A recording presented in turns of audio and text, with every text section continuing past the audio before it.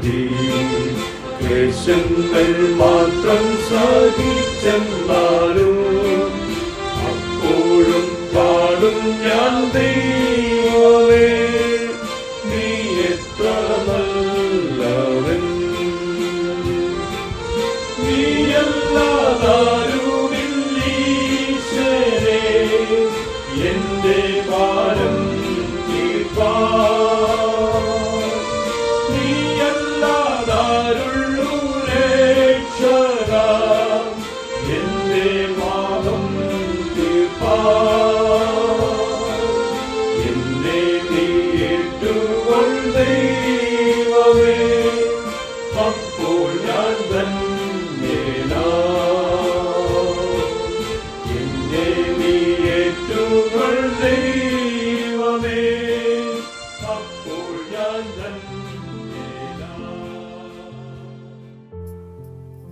ദൈവനാമത്തിന് മഹത്വമുണ്ടാകട്ടെ.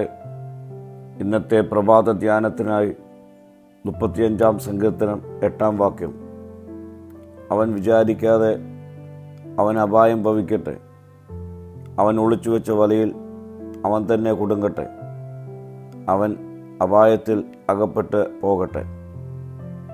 മറ്റുള്ളവർക്ക് കെണിയൊരുക്കുന്നവർ സ്വന്തം കെണികളിൽ അകപ്പെടുകയും മറ്റൊരാൾക്ക് അവർ ഉദ്ദേശിച്ച അതേ നാശം അനുഭവിക്കുകയും ചെയ്യണമെന്ന ആഗ്രഹം ഈ വാക്യത്തിൽ പ്രകടിപ്പിക്കുന്നു. ശത്രുക്കളുടെ മേൽ ദൈവിക ന്യായവിധിക്കും നാശത്തിനും ആഹ്വാനം ചെയ്യുന്ന ശക്തമായ ഭാഷ ഈ വാക്യത്തിൽ അടങ്ങിയിരിക്കുന്നു. തെറ്റ് ചെയ്യുന്നവർ ആത്യന്തികമായി അനന്തരഫലങ്ങൾ അനുഭവിക്കേണ്ടി വരുമെന്നും ദൈവിക നീതിയുടെ ആശയത്തെ ഈ വാക്യം എടുത്ത് കാണിക്കുന്നു. ശത്രുക്കളിൽ നിന്നുള്ള മോചനത്തിനും സംരക്ഷണത്തിനും വേണ്ടിയുള്ള ദാവീദിൻ്റെ ഒരു പ്രാർത്ഥനയായി ഇതിനെ കാണാം. പ്രിയ സ്നേഹിതരെ, നിരപരാധികളെ ദ്രോഹിക്കുവാനുള്ള പദ്ധതികൾ ദുഷ്ടന്മാരെ തന്നെ ദ്രോഹിക്കാൻ തിരിച്ചു വരും.